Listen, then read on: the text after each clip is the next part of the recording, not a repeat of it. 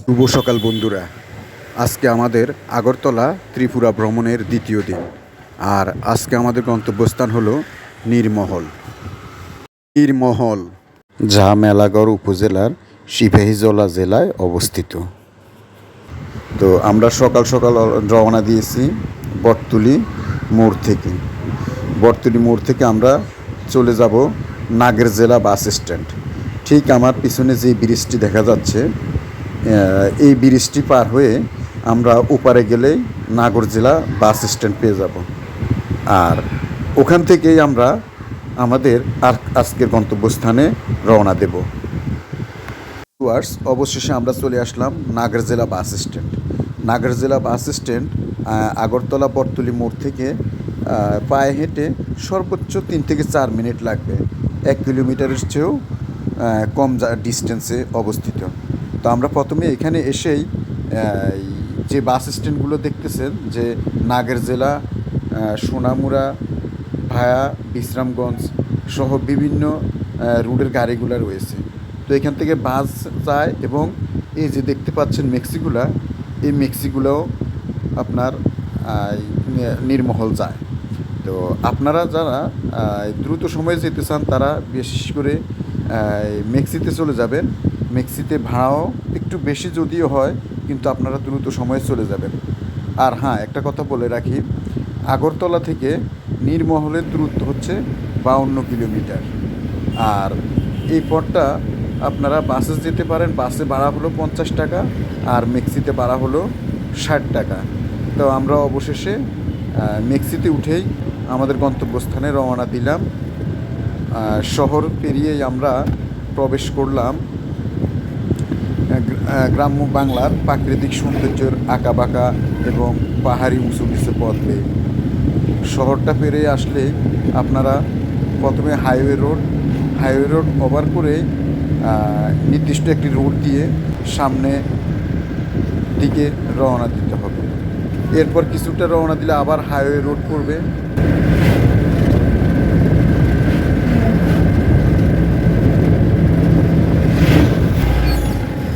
আঁকাবাঁকা রোড আর প্রাকৃতিক সৌন্দর্য উপভোগ করতে করতেই এই যে সামনে যে স্টিল ব্রিজটি দেখতে পাচ্ছেন, এই ব্রিজটি আমরা পার হয়ে চলে যাব সিপাহীজলা জেলায়।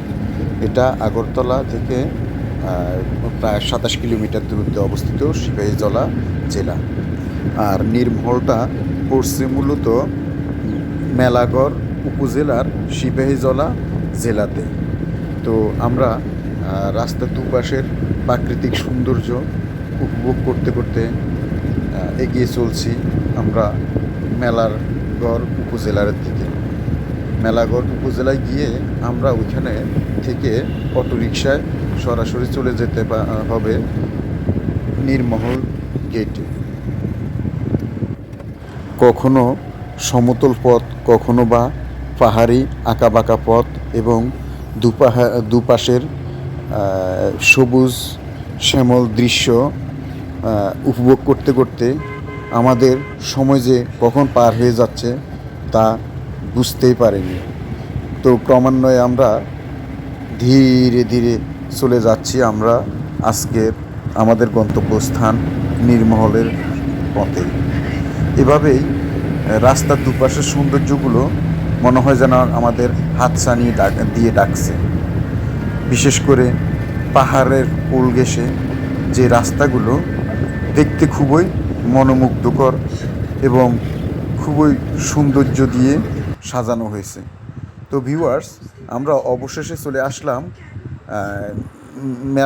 মেলাঘর উপজেলায়, যেটা থেকে 1 কিলোমিটার দূরত্বেই আপনার নীরমহল অবস্থিত। আর এই সেই মেলাঘর উপজেলা। আর এখানে সাংকেতিক চিহ্ন দিয়ে বোঝানো হয়েছে যে সামনেই নীরমহল। এখান থেকে 1 কিলোমিটার এবং যে অটোগুলো দেখা যাচ্ছে, এই অটোতে করে আমরা নীরমহল পৌঁছে যাব। তো ভিউয়ার্স, অবশেষে আমরা চলে আসলাম নীরমহল গেটে। এই যে আমার পিছনে যে গেটটি দেখা যাচ্ছে, এটাই নীরমহলের প্রবেশ গেট। আর এই গেট দিয়েই আপনারা ভিতরে প্রবেশ করে যেটা আছে নৌকা রিজার্ভ করে ওখান থেকে চলে যেতে হবে নীরমহল। তো চলুন আমরা ভিতরে প্রবেশ করি। ভিতরে প্রবেশ করার সাথে সাথেই আমার বাম পাশে দেখা যাচ্ছে একটি রেস্ট হাউস, পাশাপাশি এখানে আছে শৌচাগার, আর উল্টো পাশে রয়েছে পার্কিং জোন। এখানে আপনার গাড়িগুলো পার্কিং করতে পারবেন। আর সামনে গেলেই যে ভবনটি দেখা যাচ্ছে এটা থেকে আপনারা টিকিট কাউন্টার থেকে টিকিট কেটে নীরমহলে যেতে পারবেন। আমি যদি একটু আপনাদের কাছ থেকে দেখানোর চেষ্টা করি, এই পথ দিয়ে যে দূরে যে পানিতে ভাসমান একটি ভবন দেখা যাচ্ছে, এই ভবনটি আসলে মূলত নীরমহল। এখান থেকে আমরা নৌকা অথবা ট্রলারে করে নীরমহল যেতে পারি। নীরমহল যাওয়ার জন্য যদি আপনি নৌকা রিজার্ভ করেন, তাহলে নৌকা দুজনে রিজার্ভ করলে ওই নৌকা ভাড়া পড়বে আপনার 350 টাকা। আর যদি আপনারা নৌকা ছাড়া ট্রলারে যেতে চান, ও ক্ষেত্রে ভাড়া পড়বে আপনাদের জনপ্রতি 30 টাকা। তবে এই ক্ষেত্রে আপনাদের 40 মিনিট পর পর এক একটা ট্রলার ছেড়ে যায়, সে পর্যন্ত অপেক্ষা করতে হবে। এই যে এখানে দেখছেন অনেকে বসে আছে, তারা অপেক্ষা করতেছে, কারণ এখানে 40 মিনিট পর পর এক একটা ট্রলার ছাড়ে। কাউন্টার থেকে টিকিট ক্রয় করে এখানে বিশ্রামাগার আছে, বিশ্রামাগারে কিছুক্ষণ বসবেন। যখন তাদের ট্রলার ছাড়ার সময় হবে, আপনাকে কলিং বেল দিয়ে ডাকবে, আপনারা ট্রলারে ওঠার সাথে সাথে ট্রলারটি ছেড়ে দেবে। তো ভিউয়ার্স, আমাদের ট্রলারটি অবশেষে ছেড়ে দিল। আমরা রুদ্রসাগর লেক দিয়ে ক্রমান্বয়ে এগিয়ে চলছি সেই নীরমহলের দিকে। যত দূর দেখা যাচ্ছে এক প্রশান্তির ছোঁয়া মনে হচ্ছে, এই যে নীরমহলের কাছাকাছি আমরা চলে এসেছি।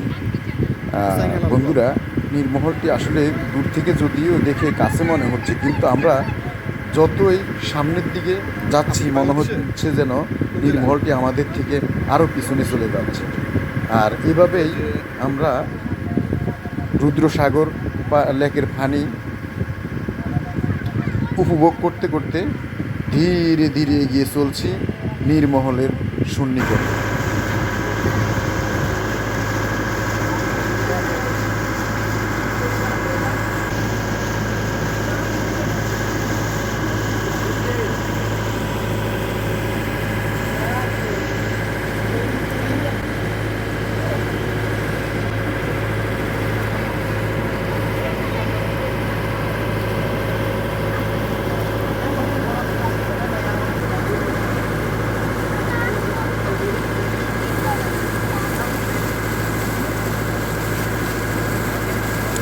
নীরমহলটা কত বড় আসলে দূর থেকে না দেখলে বুঝেন না, বিশাল আকারে একটা ভবন নীরমহল।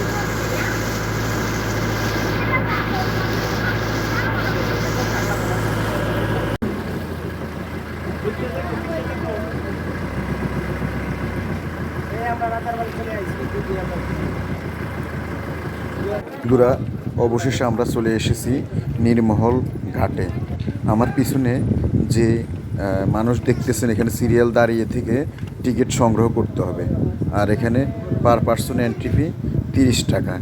30 টাকা টিকিট কেটে আপনারা ভিতরে প্রবেশ করলেই সর্বপ্রথম আপনাদের সামনে চলে আসবে আই লাভ নীরমহল খচিত সুন্দর একটি ব্যানার, যা নীরমহলের সৌন্দর্যকে অনেকটা ফুটিয়ে তুলেছে। আর এভাবে আমরা নীরমহলের ভিতরে প্রবেশ করি। মূল ফটক পেরিয়ে ভিতরে ঢুকলেই প্রথমে একটি গোলবৃত্তাকার কক্ষ দেখতে পাবেন। আর এই গোলবৃত্তাকার কক্ষটি মূলত রাজা ডান্স রুম হিসেবে ব্যবহৃত হতো। এখানে আমন্ত্রিত নৃত্যশিল্পীদের দিয়ে এখানে ডান্স করানো হতো। আর ক্রমান্বয়ে আর একটু ভিতরে গেলে এখানে পাবেন করিডোরের ভিতর বাহির থেকে এখানে আপনি সরাসরি যে রুদ্রসাগর লেক আছে, লেকের দৃশ্য করিডোর থেকে উপভোগ করতে পারবেন। এখানে একটি লাইটিং ব্যবস্থা আছে, যা রাত্রের সৌন্দর্যকে বহুগুণ ফুটিয়ে তোলে। তো ভিউয়ার্স, চলুন আপনাদেরকে নীরমহল সম্পর্কে একটি বিস্তারিত ধারণা দেওয়ার চেষ্টা করি। নীরমহল বা জলপ্রাসাদ, যা রুদ্রসাগর হ্রদের মধ্যবর্তী ভারতের ত্রিপুরা রাজ্যের অবস্থিত। মহারাজা বীর বিক্রম কিশোর মাণিক্য বাহাদুর কর্তৃক 1930 সালে এর কাজ শুরু হয় এবং 1938 সনে যার কাজ শেষ হয়। এই রাজপ্রাসাদটি আগরতলা শহর থেকে 53 কিলোমিটার দূরে মেলাগড় রুদ্রসাগর লেকের মাঝখানে অবস্থিত। এই প্রাসাদটি ভারতের সবচেয়ে বড় এবং পূর্ব ভারতের একমাত্র। ত্রিপুরার নীরমহল হিসেবে পরিচিত এই ভবনটি গ্রীষ্ম বসবাসের স্থান হিসাবে নির্মিত হয়েছিল। সুন্দর রুদ্রসাগর হ্রদে প্রাসাদ নির্মাণের জন্য মহারাজা বীর বিক্রম মাণিক্য বাহাদুরের ধারণা ছিল এবং 1921 সালে তিনি তার প্রাসাদ নির্মাণের জন্য ব্রিটিশ কোম্পানি মার্টিন ও বার্নসকে স্বীকৃতি দেন। এই কাজটি সম্পূর্ণ করার জন্য কোম্পানিটি 9 বছর সময় নেয়। মহারাজা বীর বিক্রম মাণিক্য বাহাদুর রাজবংশের ছিলেন, যা আজ বিশ্বের একক শাসক লাইন থেকে দ্বিতীয় বলে মনে করা হয়। প্রাসাদটিকে দুটি ভাগে ভাগ করা হয়। প্রাসাদটির পশ্চিমাঞ্চল অন্দরমহল নামে পরিচিত। এটা রাজকীয় পরিবারের জন্য তৈরি করা হয়েছিল। পূর্ব দিকের একটি খোলা আড়ম্বরপূর্ণ থিয়েটার, যেখানে নাটক, থিয়েটার, নাচ এবং অন্যান্য সাংস্কৃতিক অনুষ্ঠানগুলি মহারাজা এবং তাদের রাজকীয় পরিবারের আনন্দ উপভোগের জন্য সংগঠিত হয়। প্রাসাদটিতে সর্বমোট 24টি কক্ষ রয়েছে। রাজপ্রাসাদটি পূর্বাঞ্চল থেকে পশ্চিমাঞ্চল এতই বৃহৎ যে পায়ে হেঁটে আপনার প্রায় 15 থেকে 20 মিনিট সময় লেগে যাবে। আর রাজপ্রাসাদটির যদিও পূর্বে ছাদে ওঠার অনুমোদন ছিল না, কিন্তু বর্তমানে রাজপ্রাসাদটির ছাদে ওঠার অনুমোদন রহিয়াছে। এ হলো রাজপ্রাসাদটির উপরের অংশের দৃশ্য। এখানে ছাদে উঠলে বেশ কয়েকটি সুউচ্চ গম্বুজ দেখতে পাওয়া যায়। উপরে ওঠার পর চারপাশে যত দূরে আপনার চোখ যাবে আপনি দেখতে পারবেন বিশাল জলরাশির রুদ্রসাগর লেক। এই লেকের দৃশ্যগুলো ছাদের উপর থেকে দেখলে মনে হবে যেন বিশাল এক সৌন্দর্য আপনাকে গ্রাস করে নিচ্ছে। এই রাজপ্রাসাদটি মহারাজা বীর বিক্রম আদিত্য মাণিক্যের একটি বিশাল পরিকল্পনার অংশ হিসাবে ধরে নেওয়া যায়। রুদ্রসাগরের চারপাশেই অথই পানি থই থই করে। এই অথই পানির মধ্যবর্তী অঞ্চলেই এই নীরমহলটি অবস্থিত। নীরমহলটির একটি সুউচ্চ ভবন থেকে আরেকটি সুউচ্চ ভবনের ছাদে যাওয়ার জন্য এভাবে সিঁড়ি অতিক্রম করতে হয় এবং প্রত্যেকটা সিঁড়ি এক একটা গম্বুজকে একত্রিত করে দিয়েছে। এভাবেই ছাদের প্রত্যেকটা দৃশ্য আপনি অনায়াসে উপভোগ করতে পারবেন রুদ্রসাগর লেকের সৌন্দর্য। যারা বাংলাদেশ থেকে আগরতলা তথাপি ত্রিপুরা রাজ্যে আসেন, তারা যদি রুদ্রসাগর লেকের পাড়ে অবস্থিত নীরমহল এবং আগরতলা শহরের প্রাণকেন্দ্রে অবস্থিত উজ্জয়ন্ত প্যালেস না পরিদর্শন করে থাকেন, তাহলে আপনার আগরতলা তথাপি ত্রিপুরার ট্যুর সম্পূর্ণ অপূর্ণতা থেকে যাবে। তাই আপনারা যারা বাংলাদেশ থেকে ত্রিপুরা রাজ্য ভ্রমণ করতে আসেন, অবশ্যই এই দুইটা স্পট কোনো মতে মিস করবেন না। নীরমহল ভবনটির পশ্চিম পাড়ে রয়েছে একটি বিশাল আকৃতির ঘনবৃক্ষ আচ্ছাদিত বাগান। এখানে বিভিন্ন ফুলে ফলে সজ্জিত এই বাগানটি দেখতে খুবই মনোমুগ্ধকর। আর পূর্বাঞ্চলে রয়েছে এইভাবে সাজানো কিছু কিছু গাছগাছালির বাগান। তো ভিউয়ার্স, এভাবেই আমরা আপনাদেরকে দেখানোর চেষ্টা করেছি আগরতলার নীরমহল, আর আপনাদেরকে কিছু ইনফরমেশন দেওয়ার জন্য সর্বোচ্চ চেষ্টা করেছি। তো ভিউয়ার্স, আজ এই পর্যন্তই। দেখা হবে আবার নতুন করে অন্য আরেকটি ভিডিওতে। সে পর্যন্ত সবাই ভালো থাকবেন। আল্লাহ হাফেজ।